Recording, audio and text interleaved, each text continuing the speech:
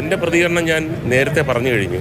കാരണം ആരെങ്കിലും ഏതെങ്കിലും തരത്തിൽ നമ്മളുടെ സഹോദരിമാരെ, കലാരംഗത്ത് പ്രവർത്തിക്കുന്ന പ്രത്യേകിച്ചും സ്ത്രീകളെ ഏതെങ്കിലും തരത്തിൽ വിഷമിപ്പിക്കുകയോ അവരെ ദ്രോഹിക്കുകയോ ചെയ്തിട്ടുണ്ടെങ്കിൽ തീർച്ചയായിട്ടും അവർ നിയമത്തിൻ്റെ മുമ്പിൽ കൊണ്ടുവരണം. അതെല്ലാം ഞാൻ നേരത്തെ പറഞ്ഞു കഴിഞ്ഞു. പിന്നെ എന്നെ സംബന്ധിച്ച് പറയുകയാണെങ്കിൽ ഞാൻ ഒരു കലാകുടുംബത്തിലുള്ള ആളാണ്.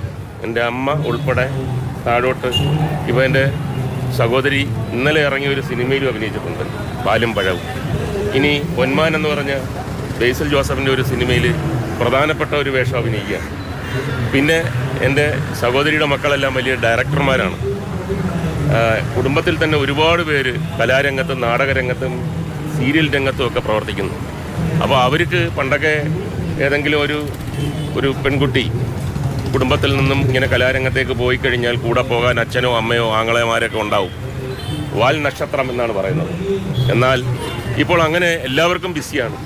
അപ്പോൾ പെൺകുട്ടികൾ, സ്ത്രീകൾ കലാരംഗത്ത് പോയി അഭിമാനത്തോടെ അന്തസ്സോടെയും ജോലി ചെയ്ത് കുടുംബത്തെ പോറ്റാനും പേരും പ്രശസ്തിയൊക്കെ ഉണ്ടാക്കാനുമുള്ള ഒരു സാഹചര്യം ഏറ്റവും നല്ല രീതിയിൽ ഉണ്ടാകണം എന്ന് ആഗ്രഹിക്കുന്ന ഒരാൾ തന്നെയാണ്. അതിനകത്ത് യാതൊരു സംശയമില്ല.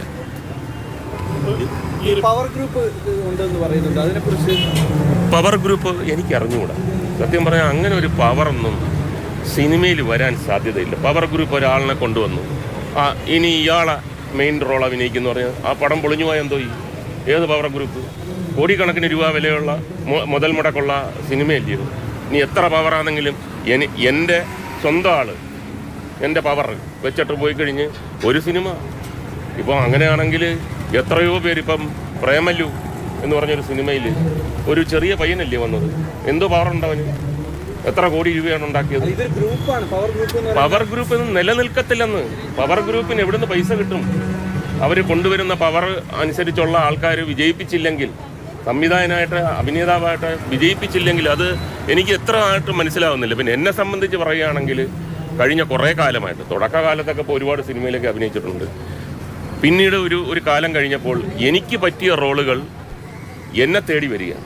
അപ്പം ഞാൻ അവരുടെ അടുത്ത് പറയാം, എനിക്കിങ്ങനെ ഒരു സമയക്കുറവുണ്ട് MLA ആയതുകൊണ്ടെന്ന് പറയുമ്പോൾ പല ആൾക്കാരും, എല്ലാവരും ഒന്നല്ല, പല ആൾക്കാരും പറഞ്ഞിട്ടുണ്ട് അങ്ങനെയാണെങ്കിൽ ഞങ്ങൾ ഈ സിനിമ എടുക്കുന്നില്ല, നിങ്ങൾ മുകേഷ് ചേട്ടൻ എടുത്തില്ലെങ്കിൽ ഈ റോള് പിന്നെ നമുക്ക് പറ്റുന്നില്ല, ഞങ്ങൾ അതനുസരിച്ച് എഴുതിപ്പോയി എന്നൊക്കെ പറയുന്ന അതിനകത്ത് പവർ ഗ്രൂപ്പിൻ്റെ മേളിലായിരിക്കും ചിലപ്പം.